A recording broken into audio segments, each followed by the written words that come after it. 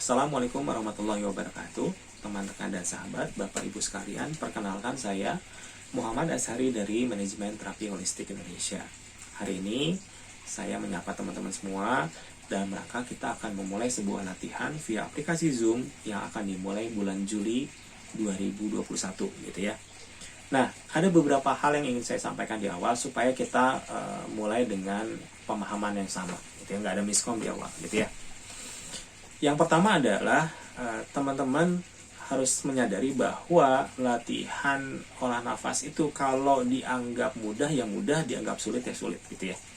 Mudahnya apa, Kang? Teori-teori yang kita ajarkan, teknik-teknik dasar yang kita ajarkan itu sebetulnya sangat mudah gitu ya. Diingatnya gampang, dipraktekannya juga biasa-biasa ya, mudah gitu ya, tanpa dasar apapun. Teman-teman gak perlu olah nafas sebelumnya, teman-teman gak perlu bakat, semua pasti bisa mengikuti, saking mudahnya si teknik-tekniknya. Untuk teknik-teknik di latihan Zoom, karena saya tahu banyak keterbatasan ketika kita berlatih via interface gitu ya, itu kita selalu memilihkan materi-materi yang mudah diikuti ya, jadi itu kemudahannya.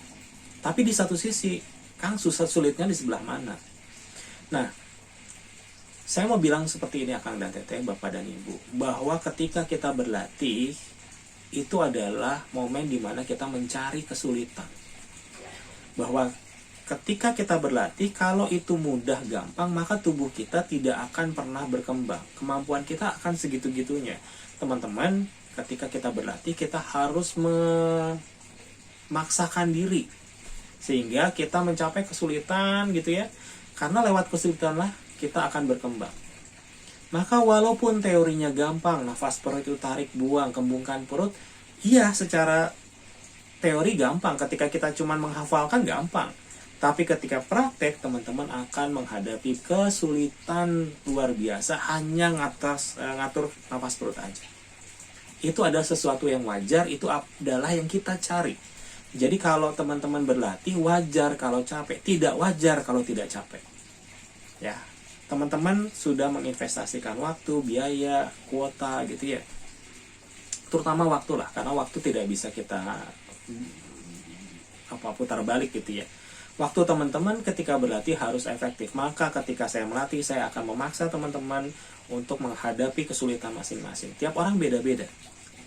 Startingnya beda-beda, kesulitannya pasti beda-beda, tapi saya minta teman-teman ketika berlatih super serius, ada tantangannya masing-masing.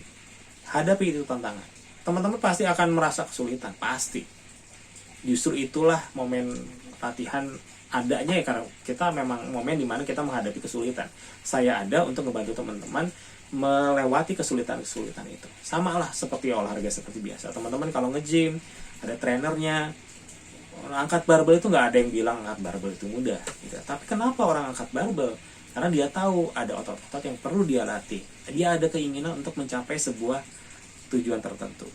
Nah, maka pada kesempatan kali ini saya juga ingin menyampaikan hal kedua, yaitu teman-teman ketika berlatih, coba teman-teman lihat lingkar terkecil teman-teman, keluarga, sahabat, tetangga gitu ya. Kira-kira manfaat apa sih yang teman-teman bisa kasih dengan olah nafas ini? Jadikan itu motivasi ketika teman-teman menghadapi kesulitan-kesulitan ini. Olah nafas itu banyak sekali aplikasinya, mulai dari self healing, bisa merapi orang lain, kita bisa sehat minimal, kita bisa proteksi dan teman-temannya. Minimal kita fit, konsentrasi makin panjang, banyak apapun. Manfaatnya banyak banget, karena manfaatnya kan seperti makan ya. Kalau teman-teman makan, apa sih manfaat yang didapat dari makan? Kan bukan lezatnya doang, bukan cuma enaknya doang. Teman-teman dengan makan kita ada asupan energi kimia, diubah jadi energi gerak, diubah jadi energi listrik, sehingga kita bisa melakukan berbagai aktivitas kan gitu. Olah nafas pun seperti itu. Ketika teman-teman lakukan olah nafas dengan baik, maka kita akan punya energi lebih, bisa buat berbagai aktivitas. Nah, saya menyarankan ke teman-teman mulai berpikir kira-kira apa sih manfaat yang langsung bisa dirasakan oleh lingkar terdekat. Kalau saya contoh ya, kalau saya terapi, maka ketika anak saya sakit, maka kita bisa terapi anak langsung tanpa harus terlalu bergantung sama terapis. Ketika misalkan saya berlatih olah nafas, maka kekebalan tubuh, imunitas kita makin baik, maka saya punya defense gitu ya, punya sistem imun yang lebih kuat, sehingga ketika berhadapan dengan pandemi sekarang kita bisa lebih aktif. Artinya saya bisa menyelamatkan keluarga saya. Kira-kira gitu ya. Hal-hal yang itulah yang teman-teman perlu gali, sehingga teman-teman punya motivasi yang minimal sangat jelas gitu. Saya ngapain latihan seperti ini? Ya, karena di awal-awal itu latihan tuh berat, teman-teman. Ya.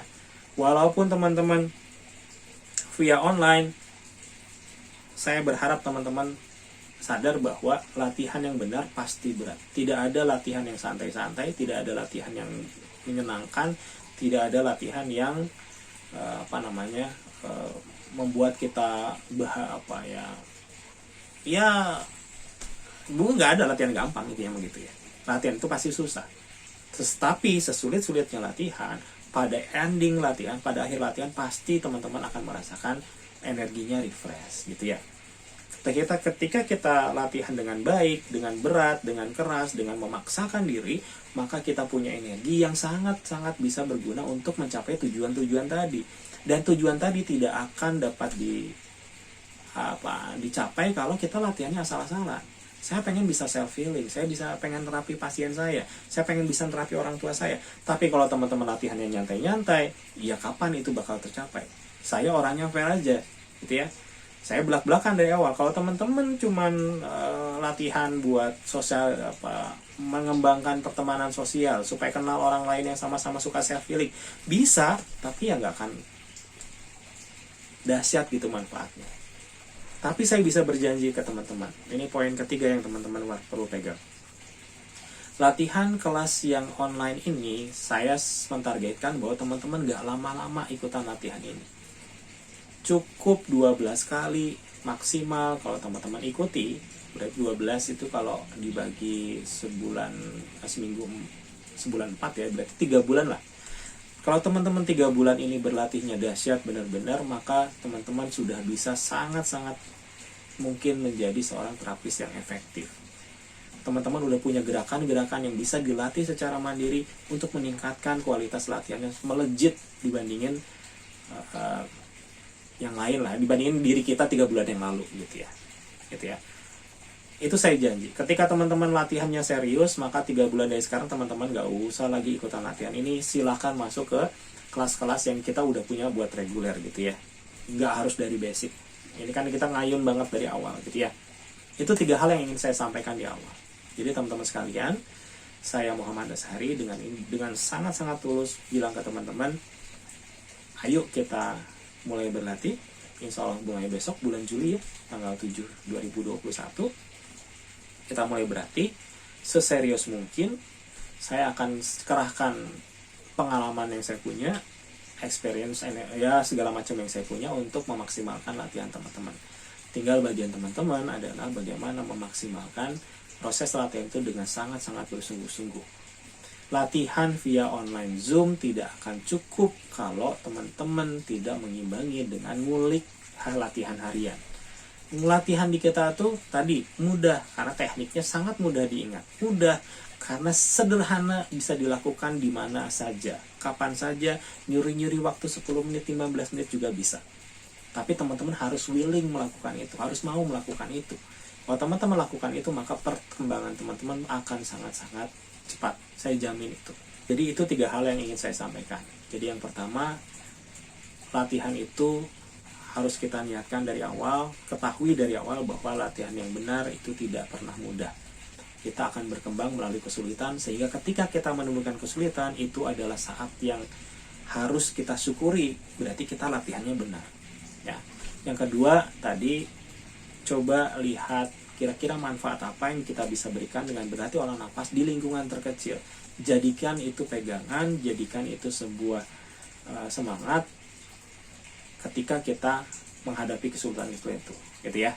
Dan tadi yang ketiga, teman-teman sekalian, ketika kita berlatih, saya berjanji bahwa dengan pengalaman yang saya punya, saya akan keluarkan semua, bimbing teman-teman supaya menjadi terapis yang sangat-sangat baik, bisa selfie dengan sangat-sangat baik dalam waktu 12 kali latihan gitu ya. Itu sudah sangat-sangat lebih dari cukup. Oke, selamat berlatih. Semoga teman-teman bisa konsisten. Dibiasakan untuk bertanya. Karena keilmuan itu seperti melihat sebuah pohon. Kalau kita lihat pohon, ya ada batang, ada ranting, ada daun gitu ya, indah dan teman-temannya. Kita lihat sebuah pohon, tapi kita nggak tahu di dalamnya sebetulnya di bawah tanahnya kan ada akarnya ya. Akarnya itu baru kelihatan ketika kita menggali. Nah, tanpa teman-teman bertanya, maka keilmuan itu seperti melihat pohon cuman bagian atasnya doang. Tapi kalau teman-teman bertanya, makin dalam pertanyaannya, makin susah pertanyaannya, makin original pertanyaannya, makin benar mewakili benar-benar kesulitan teman-teman, maka itu adalah proses menggali sehingga kita bisa melihat pohon secara keseluruhan. Keilmuan bakal terlihat dari atas sampai bawah, akarnya seperti apa, percabangan seperti apa, kambiumnya seperti apa, jaringan-jaringannya seperti apa. Maka bertanyalah, ya. Teman-teman sudah mengalokasikan biaya, waktu, dan teman-temannya untuk pelatihan ini, maka saya ingin teman-teman lebih aktif bertanya. Jangan pernah sungkan. Saya ada untuk membantu teman-teman, saya ada untuk membimbing teman-teman. Tanya segala sesuatu yang teman-teman ingin tahu. Insya Allah dengan pengalaman saya selama melatih dari tahun 1996, kayaknya saya udah punya database dan pengalaman yang cukup untuk membimbing hampir semua pertanyaan yang teman-teman ingin tanyakan. Ya, itu dari saya sebagai pembukaan. Terima kasih telah menyimak. Saya Muhammad Azhari dari Manajemen Terapi Holistik Indonesia mengucapkan terima kasih telah bergabung. Sampai jumpa di latihan kita setiap hari Rabu pukul 20 waktu Indonesia bagian Barat. Assalamualaikum warahmatullahi wabarakatuh.